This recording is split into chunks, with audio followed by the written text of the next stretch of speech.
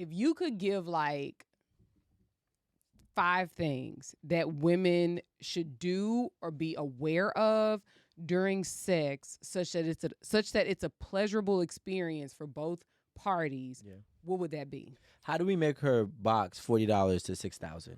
I cannot stand you. I mean, well, That's what it's stemming from.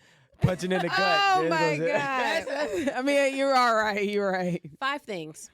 The very first one, which I feel like anybody who understands sex is going to say the same thing. Know yourself. Yep. Know what you like. Know the ways that you like your pussy touched, the way you like your pussy aged, the way you like for penetrative sex to be. Know, do you even like your, some people don't like their nipples played with, and that's okay. Know that. Some people, I feel like there's this thing that goes around, people are like, spitting in the mouth is this thing. If you don't like that, Then don't you do don't it. like it. You don't like it, and that's okay. So be able to vocalize that. Know yourself. Know what you like. I think is the first and foremost step. You cannot ask somebody to please you if you don't know how to please yourself. You're expecting them to just go in blind and just be doing shit. No. So that's number 1. Number 2 is understanding what you like and then releasing whatever shame is around that stuff. There's a lot of shame that comes with sex, whether you are someone that enjoys sex with multiple people at a time. There's a lot of shame around that. Whether you are somebody that likes maybe like some type of sex that might be looked at as very like violent and aggressive. There's a shame centered around that. Like choking. Choking till you black out. You know what I'm saying? It's kind of lit, actually, if you try it, you know? But Yeah, I can't do that. It opens doors. listen, different strokes for different folks, but also releasing whatever shame that you have around the things that you enjoy. Again, so that you can vocalize those things and that you feel comfortable enough even asking somebody who is engaging in sex with you to do that. Another thing that I would say is asking your partners what they enjoy. I feel like we don't do that. That is something that I utilized in the last couple of years, and it's completely changed my sexual experiences. If I'm going to engage with somebody, especially at like a play party or something like that, we might only be together for the next hour. I want to give you the best hour that you can possibly have. So I'm not going to sit down and try to figure things out and go through the list of things. I'm going to ask you what you like. How do you like your dick sucked? Do you like it super wet? Do you like hands? Do you like throat? Do you like what do you like? Throat, wet, and hands. Go ahead. Check all the boxes and be able to do the same thing for yourself. So giving them that experience. And then after that, being able to read somebody's body language. I think men have gotten a lot better at reading body language because as women, a lot of times, I'm speaking very heteronormatively, we are typically the receivers. And so I have a lot of body language. There's a lot of body language, but we kind of, I know that for me, I don't even pay attention. I used to think like it is your responsibility to make me come. Yeah. And it's not a man's responsibility to make me come. And you know, as a dude who has sex with a lot of women at my younger age, that was always a thing, and it was like a telepathy thing. Like I don't really know, you know, how to. Like every woman is different, and every woman wants to be touched different, felt different, stroked different, kissed different, and it's so hard, especially like, you know, as a 21-year-old. 22-year-old, because a lot of women at that age don't even know themselves yet. They were being performative. At that age, you're being performative. Yeah. At that point, you're being performative. And then it's like, you know, I'm not giving like, you know, maybe there are some people in that age bracket that do know themselves. You know, no shame or no disrespect or judgment towards that. But from my personal experience, it's like, it's so hard from a dude's perspective. Like, if I'm 22 and she's 22, and I think I'm doing everything right. You know what I'm saying? Because you know why? She's moaning and she's wet, but yet she's also, you know, 5 years later, she's 27. She's telling me she just had her first orgasm. So you know why? So, but it's like, but my bad. Yeah. I'm just saying, you know why? I think it's because women are not like in society. Women are not given a space to be sexually explorative, if that's even a word. Like we don't like there's shame attached to it when women want to, you know, talk about sex or like, you know, okay, yeah, you had a train at 21. They gonna talk shit about Threesome. You know what I mean? Or you had a threesome at 21. You know, well, It's I mean, a threesome. No, but it may It's have a been, threesome. no, it's not. It's a threesome. No, it's not. It's a threesome. well, I think there's a difference between a train and a threesome. So We'll I'm have to just agree gonna to disagree. It's a threesome. Right. What's a train and what's a threesome? I think a train is when the woman is not the center of like of attention. So Are 3 people having sex at a time? No. it is 3. No. Well, no, it could be more actually. A train could be It's- more. It's 2 parties of 2 Yeah. people. It's 2 parties of 2 people. But So I don't. there's a guy and a girl and a guy and a girl, but That's a couple swap.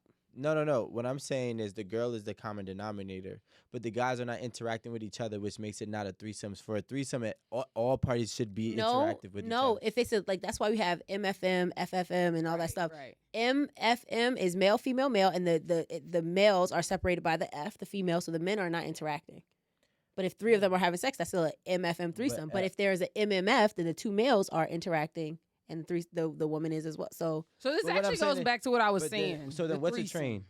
I don't I know mean, I know what people used to call a train, I mean, and we it was a term used to degrade women that wanted to have Right, sex with multiple men at a exactly. time. But I that's mean, just group sex. Okay, so let's take away the world's society stigma of the word, Mhm. and then when we take that away from the word, I mean, then we're left with the definition. So like, Sex. yeah, so It's group sex. nah, fuck.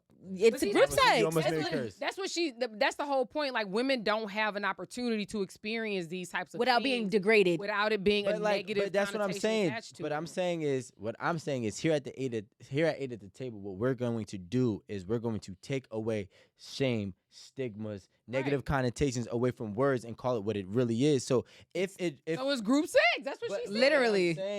what I'm saying is if by definition Mhm. a threesome is saying all parties are having sexual interactions or intercourse with each other, then that's that definition. If we're saying that if a train, and I'm not saying that it is, I'm saying if we're saying a train is a woman having sex with 2 different men, but the men are not interactive with each other, then it's a train. It's 2 or still more, a yeah. threesome. But what I'm saying is, at the same time, we're not saying. See, when I feel, this is what I feel now.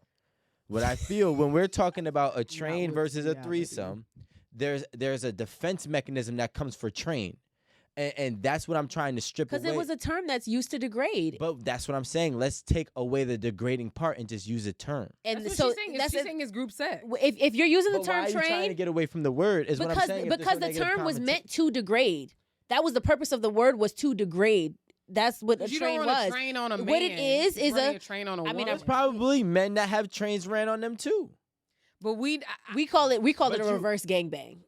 That was the word for it when it was a man's turn to be the focal point of attention in multiple women. But train was a term that was used to degrade. It was a term that was meant to be degrading. Other than that, it's just a threesome. It is an MFM threesome. The men do not have to. If it's 2 men and a woman, the men do not have to engage with each other for it to still be a threesome.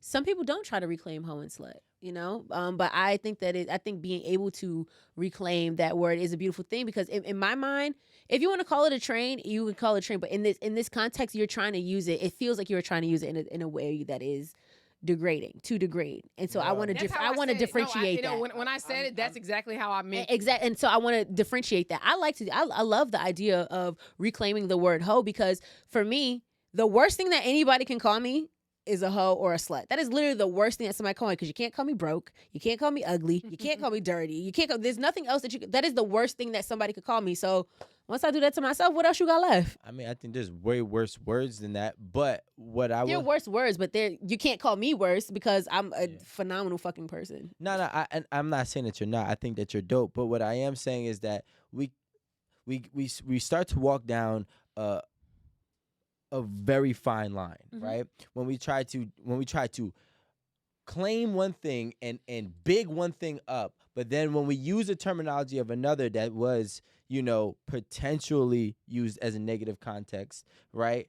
And mind you, hoe, slut, whore, all those things were used for negative context, right? So we try to say, okay, cool, we're gonna big this one up.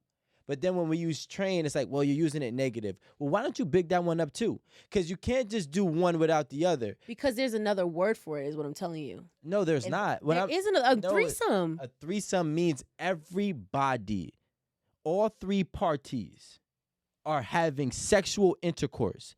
That's what a threesome is. No, it is not. In a threesome, sometimes somebody is stepping out to use the fucking bathroom or have a snack. It's still a threesome. But did they have sexual intercourse? They're I don't care if you they're take a all break, you yes, can take 7 they're breaks. all engaging. But that No, doesn't but mean there's that the different men versions of men it, is are what not she's saying. in an MFM threesome. The men are not engaging with one another. They are the woman is the focal point of that.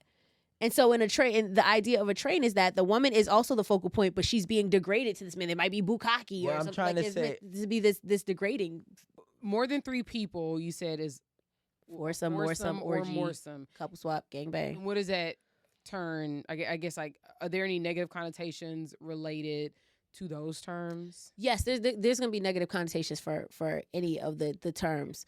Gangbang. I mean, I feel like once you go out of 2 men or 2 of the dominant person or whatever, that's when you're moving into gangbang territory.